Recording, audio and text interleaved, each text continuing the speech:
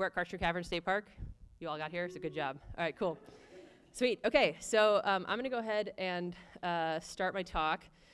So as many of you know, I have spent the last couple months here, actually everyone here has been working to upgrade the lights in Kartchner Caverns, and that's been a bit of a saga. So I'm gonna talk about that right now. And if you like nice, clean, conclusive stories, this is not going to be a very satisfying talk for you, I'm sorry.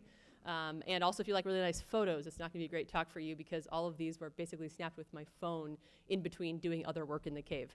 So hopefully it's still enjoyable and you like to learn a little bit about lights.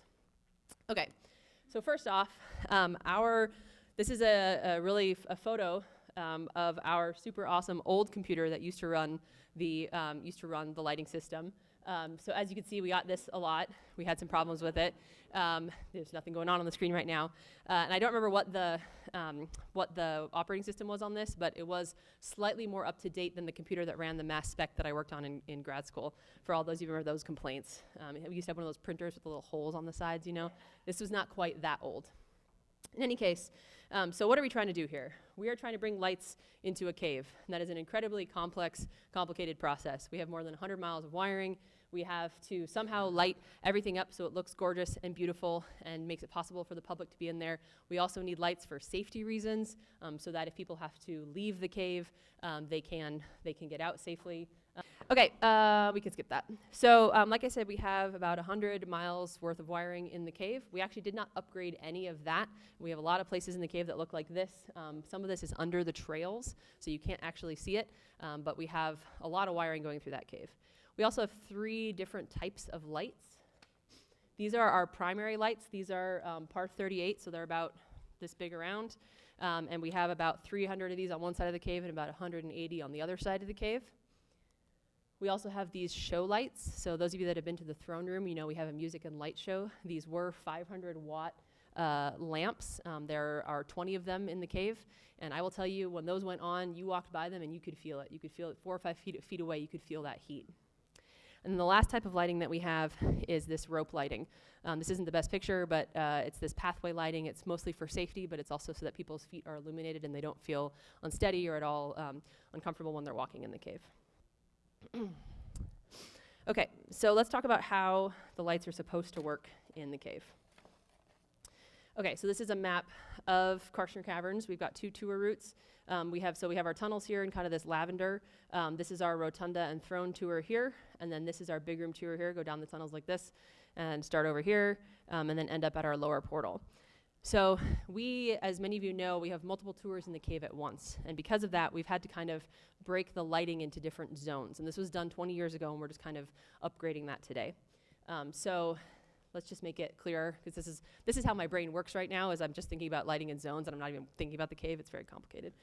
Okay, so we have 3 different areas in the rotunda and throne side, 3 different areas in the big room side, and the idea is that each tour has lighting just in their area. So if you are at the beginning of the cul-de-sac, for instance, there aren't also lights on at the end of the cul-de-sac until your tour gets there. Does that make sense? And that means the lights also go off behind you. The idea is that the lights also dim on and off unobtrusively. You're not distracted by the lighting. You're not thinking about the lights as you walk through, and instead you're looking at the cave. Okay, so this is how the lights are supposed to work. Everything's green. See that? Like green light. Yeah, everything works great. And we'll just keep doing that. If anyone has any ideas how to fix that problem. You have a screensaver on? No, I think the cable's bad. Yeah, either the adapter or the cable's bad. We'll fix it after this talk. Sorry, everybody. But it's very similar to the lighting project. We have a lot of glitches, so it's actually very fitting. Yeah, bottom left corner, if you put this button right here. One more over. Keep going. 2 more over. There you go. Thank you. Okay. So what happened in July of 2017 was we have a lot of lightning out here, and we have a lot of iron in our limestone, and we also have a ton of copper wiring running through that hillside. So we had a pretty bad lightning strike of one of many, and when we reopened the big room in October 2017, and this is before I worked here, but basically the only option we had to turn on all of the lights in that side of the cave up to 60% brightness. The problem being we lost control over here. We could still turn on the lights, but that computer could no longer control the lights on that side of the cave. As components for the next few months began to die more and more. I started in January of 2018, and I hope this isn't the result of that, but by February of 2018, we had to put all the lights on 100%. We just cut out the entire computer system entirely, and instead we just had to leave all the lights on. So as you can imagine, this is pretty bad for the cave, right? Why are lights bad for caves? Heat, yeah, what else? Light, yep, light, plants, algae, yep. So we started to have a lot of problems in the big room side where we had these hot spots where we had things that you wouldn't think, like, why is the stalagmite growing algae? Oh, right, because the lights are on 100% all the time, all day, every day. So we had to be much more careful about tracking that. And of course, to clean up algae right now, we either have to use bleach or hydrogen peroxide, neither of which are that good for our cave bugs. So this is, of course, a situation that is, it was really heartbreaking to be working on this and having to deal with knowing that the lighting that we provide so that people can enter the cave and can access the cave is causing these problems. So shortly thereafter, we decided that throughout this whole last year, we've been trying to figure out, do we have the money for a lighting project? We do have the money. Is it in the right place for us to use it? It's gone back and forth a whole bunch. So go ahead and insert whatever joke about government bureaucracy you want right now. We didn't know whether or not we were going to get the funding for the lights. So we did have a little bit of funding, and we decided that, well, at the very least, if we have to leave all the lights on all the time, let's change them all over to LEDs, because then at least we can try and control the heat issue. Hopefully we can also deal with some of the algae issue. So we made that decision in early September. We ordered lamps that were recommended by actually some of the people who were bidding on the lighting project. Turns out they're the same lamps that are used in the Louvre, which is kind of cool, but anyway. So we decided to get a whole bunch of LED lamps and install those. And so this is a picture of us starting that process. We actually have Ranger Steve Wilsey out here swapping out some of these bulbs, some of our rangers on the trail over here, and I'm standing about here to take this photo. We went through and we replaced the lamps in the big room over the span of about 3.5 days, full days of work. Okay, so just a couple more photos of that process. We had a lot of lamps to do, and so like I said, I didn't take very many good photos during this time. I'm sorry about that, but here we are, just swapping out lamps, and we had to be very careful, of course, in this process, always using the same original trails that were used to access those lamps, following the conduit and minimizing our impact in that way. Steve? Was consideration the LEDs for wavelength, that hopefully it's not conducive? Yeah, so the wavelength that is the best for algae growth is actually 595 nanometers. It's a very yellow amber light, and so places like Mammoth, for instance, they've switched to that lighting at the entrance area where you have more natural light as well, but in other places they, I think, don't have that lighting just because of the color. So we wanted to keep the color temperature fairly warm, so we went with lights that are fairly warm in that respect, but we did not actually end up picking lights of the exact appropriate nanometer band there, just because of what it would do to the colors in the cave. Okay. So here's some more photos of us, navigating corners with giant boxes of lights. And a lot of people said, oh, that must be so fun, so glamorous. You're out there, you're changing lights, and this is going to be great. But they didn't understand that those lamps, so to find the lamps, most of the time we had to leave them on, which means that they were horrifically hot by the time you touched them. I burned off my fingers, even using gloves and like rags to try and unscrew them. Sometimes these shrouds, this is called a shroud on the front part of the light, had been on there for like 10 years, and getting it off was a pain in the butt. And sometimes the lamps looked like this, and you had to get up nice and personal with all the guano and the fungus to actually get the shroud off there and change out the lamp. So it wasn't actually that glamorous of a process, as fun as it may sound to change 300 light bulbs. But maybe that doesn't sound fun, I don't know. But there were some cool elements. I mean, there was, of course, always the opportunity to see neat wildlife in the cave. This is an example. This light was actually off. Back in February 2018, when we had to put everything on 100% on, we actually went around and unscrewed about 30% of the light bulbs. Like, we just flat out just said, no light here, we're just going to turn it off because we have to try and control heat here. So this was a light that had actually been off for 6 months or so, and this spider had taken residence on it, which was pretty cool.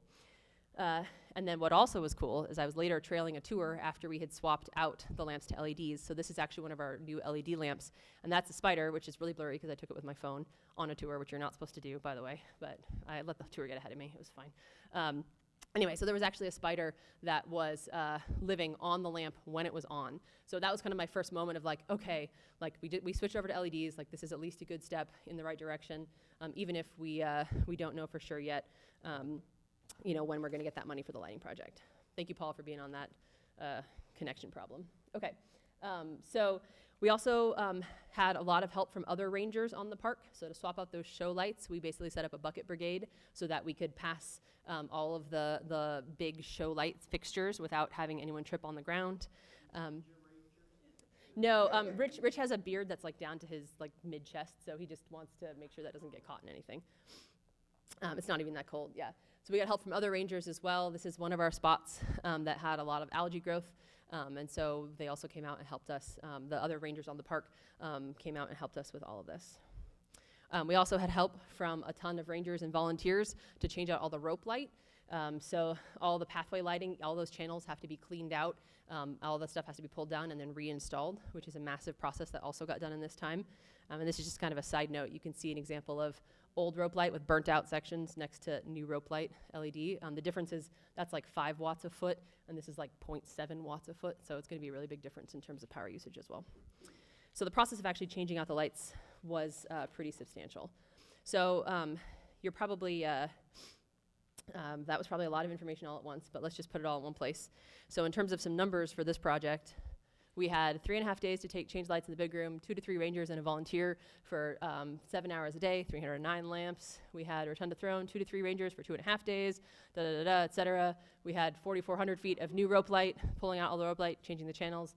Oh, and by the way, I didn't even mention this, but our maintenance team also swapped out all of the lamps in the tunnels to these new 7-watt small lamps as well, and the temperature in the tunnels has already dropped 0.25 degrees. So the reason I put all this up here is because I have not had time to calculate the answer to this question. So I can't actually answer it, I'm sorry. I have no idea how many rangers it took to change a light bulb. I didn't take the time to figure it out. It really took everyone, which was definitely a lot of work. So just as we were starting to change the lamps out to LEDs, though, we got the notice that, hey, we found our funding. We're going to get to use our funding. This is amazing. So in late September, we found out that we could move forward on the actual upgrading the lighting control part of the project. So remember that now all I've been talking about thus far is just the lamps. We were still kind of limping along on the old system on the Rotunda Throne side, leaving all the lights on LEDs in the big room side. But we actually got to bring in a company called Illumination. This is just literally a picture of a whole bunch of electricians standing around looking at electrical panels, so I thought it was funny. But yeah, so this is our old system right here. I don't have very many details on this process other than that it took them about 4 weeks to swap out all of the hardware and put in completely new panels, new interfaces, which is pretty exciting. We actually now will have a touchscreen interface in every one of our electric rooms, which means that anytime we have a problem, instead of running up to the closest part of the cave that is in, we can say, oh, there's a problem in the throne room right now. I can walk over here to a panel in the Discovery Center, and I can diagnose what that problem is, and I can fix it, which is a huge, huge improvement over our old system where, like I said, you saw the computer. We had no idea what it was doing most of the time. So that's pretty exciting. We're also hoping that we will eventually be able to access this interface online as well. So even from like my office, which is across the park, I could log in and diagnose a problem. The other cool thing that the new system does is that our old system had emergency signaling just by each of those 6 main areas. So you'd push a button in one of those areas that say you have an emergency, but it would only turn on the lights in the whole cave, but all the message that would be down here is that there's an emergency somewhere in the rotunda. Whereas now our new system, it says there's an emergency at station number 2.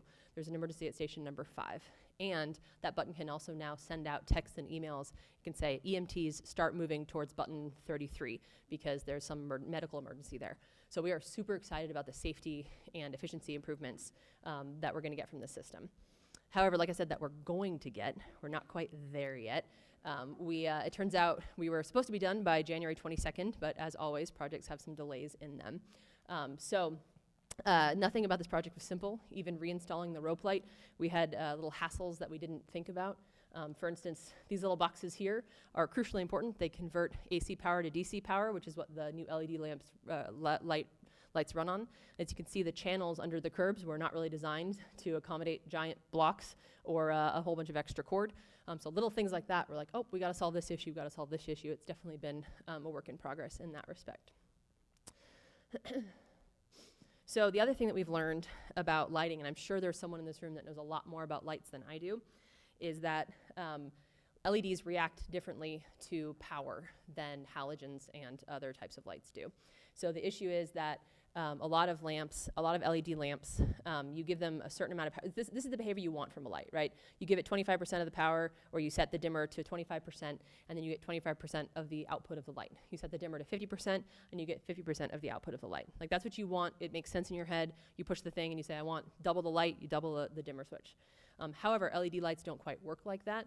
And instead, they have more of a curve to them. And whether or not it's that logarithmic curve or some other type of curve, that is not totally, we're not actually sure about our lights. But we're having some issues right now where we tried to pick up the programming from that old computer and dump it into the new computer system. But it took the information, like it said, 50%, great, I'm gonna turn the lights on at 50%, and everything came out super dim. So now we're in the process of going through and saying, like, okay, can we live with this lighting level here, or do we need more light, or do we need less light? What do we need? And as you can imagine, when you're dealing with, like our light show, for instance, is 3,000 lines of commands to lights. So that means that's 3,000 lines that we have to evaluate and say, yep, this looks good, this looks bad, et cetera. I learned, however, that so our 3,000 lights, or our 3,000 lines of codes is already up to like 80,000 lines or something in the new system. So that, I don't know what that says about computer efficiency, but there's something weird there. So now this is what I've been doing, and this is why I've skipped every single grotto meeting this month and some other things, and this is why I'm sick. Basically, I and other rangers have been staying until 10 o'clock at night. We've been on the phone, the landline phone, to our programmer in Phoenix, and we go through and we push buttons in the cave, and we say, that looked bad, we gotta fix that, let's change the dimming there, let's change that, let's slow it down. LEDs also, they kind of pop on the way that they react to power, so they don't quite gradually come up like halogens. So we've had to do a number of different programming tweaks, and by we, I should say, actually, our programmer has figured out ways to kind of like prime the lights a little bit so we don't notice that quite so much. But it's not perfect everywhere yet. And if you come with me on the tour tomorrow, you can see some of the effects, and I'll point out some of the places it doesn't look so good. But there are also plenty of places that we have solved the problem and it does look good. Okay, so one of the questions that, you know, the last couple months has made me contemplate is, are we glad that we did this, or should we have waited until there was better LED technology out there, better dimming technology? But the answer is really we couldn't wait. The big room was just so, it was so sad to be in there with all the lights on and to know the heat and the algae problems, and we really had to do this now. And so we are glad that we upgraded, even though it's turning into a much longer process than we all thought it would at the beginning. So what's coming up next for us? We are going to keep collecting data. That's the thing I am a little bit disappointed about, is that I didn't have any data to show you yet in this talk about the impact of temperature change and humidity change in the cave. And that's just because we're only about a month out from the new lighting. So we aren't at the place yet where I can provide that. So I'm sorry for showing a entire talk with only one little graph, and it was a schematic of lighting. But, you know, I'll do better next year, I promise. Are you saying darn? I heard that. Okay, so we're going to be analyzing temperature, humidity, making sure that that things are going in the direction that we think they should be, and then making other decisions about the management, about things that we're actively managing right now. Maybe we can back off on. You know, we're hoping that we're going to kind of slide back towards baseline, towards what things were like before the cave was actually developed. We're going to also install, I didn't talk about this, but we also have some slightly smaller lamps. There are these PAR 20 lamps. They're about 4 inches across.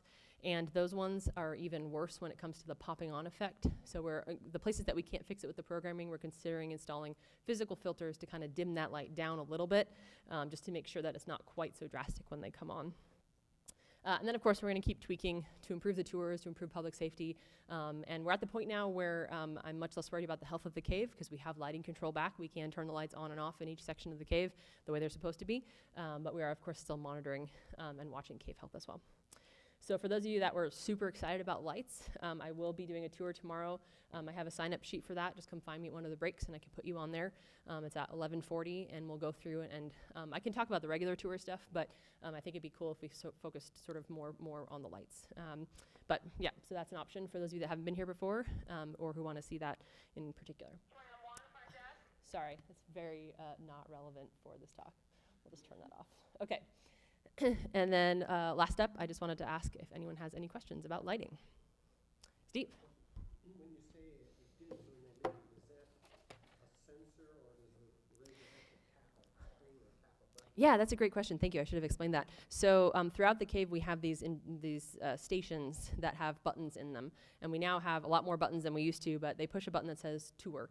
And so that button, basically what it does is it does two things. It turns on the lights in front of them, and it turns off the lights behind them, usually on a delay to give time for the tour group to kind of catch up so that no one's left in the dark. So the idea there is that each of those buttons, some of them do more than that actually, because if you're transitioning from one lighting area to the next lighting area, you not only have to make sure that you're turning off lights behind you, but some lights have to actually stay on depending upon where the programming is actually very intensive around what each button does, but ideally the tours just have to push one button and then it does all of that all at once. Other questions? Yes? What was the total cost of the project in the part of the lights versus the control part? Yeah, so the lamps themselves, so the LED lamps, we spent, what's 28 plus 7? $35,000 on lamps. We spent another $7,000 on rope lighting.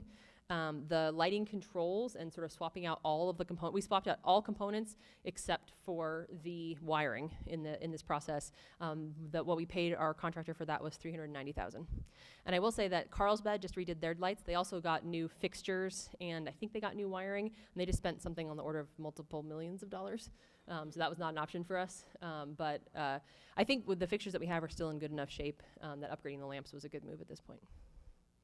Yeah? So did you have to replace any of the fixtures? No, there's one that's completely out that I would like to replace, but we did not replace any at this point.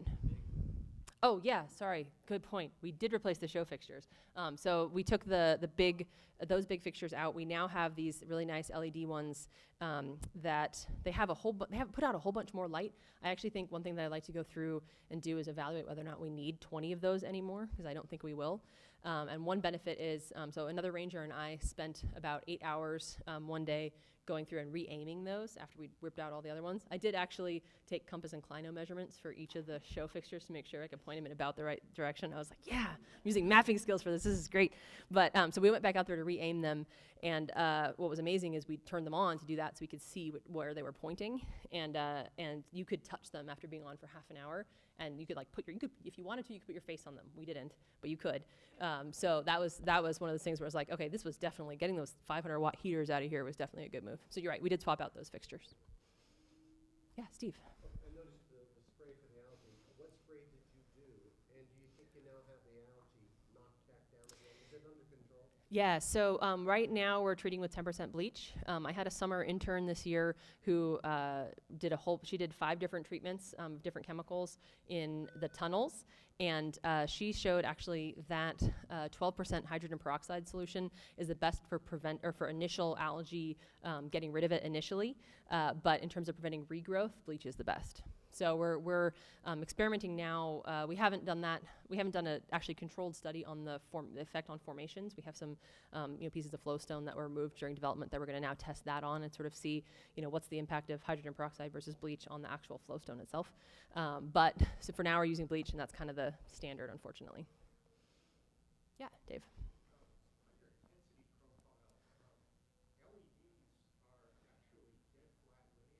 Okay, so it's our source of dimming modules.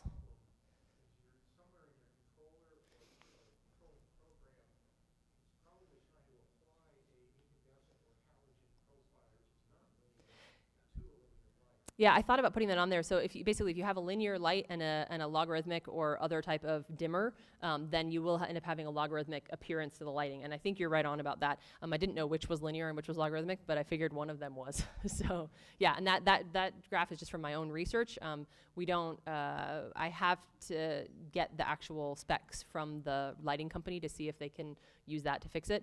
At this point, we're kind of down the path of we've fixed a lot of it just manually, sort of saying that one needs to be brighter, that needs to be dimmer. But that is one thing that if anyone's planning on relighting a cave anytime soon, I do recommend you kind of pre-change your programming so that that's something that our lighting company should have honestly thought about ahead of time. To sort of say, oh, these were incandescent, we need to make sure the behavior is the same, and instead of doing it this kind of haphazard way that we're doing now. But live and learn. So yes.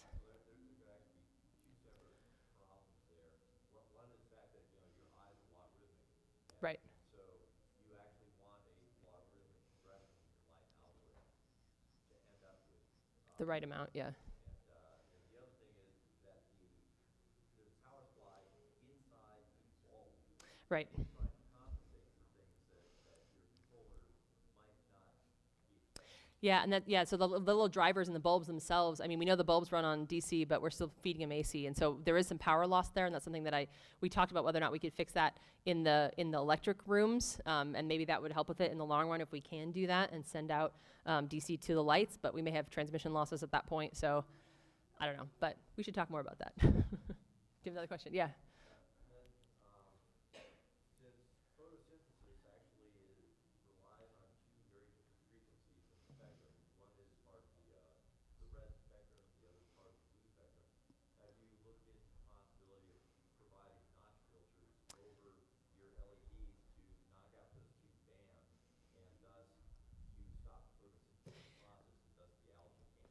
Yeah, we haven't looked into filters as an option. We sort of stopped at saying like, oh, we can't do the wavelength issue right now. But because we're looking at filters for the brightness issue, there's no reason we can't consider different filters in algae prone areas. There's a couple spots that actually that would be really helpful in. Sure. Yeah. So as far as like cost savings, is it a huge cost saving in the power bill each month? So yeah, we don't know yet if we have saved a lot cost-wise. We expect that we're using about 20% of the power that we were before, but we don't have enough data yet to know. But we've got to be saving something. Sure. So yeah, yep. Any other questions? I'm getting a time mark. I'm gone. I'm done. All right. Thank you all. If you're interested in that tour, come see me.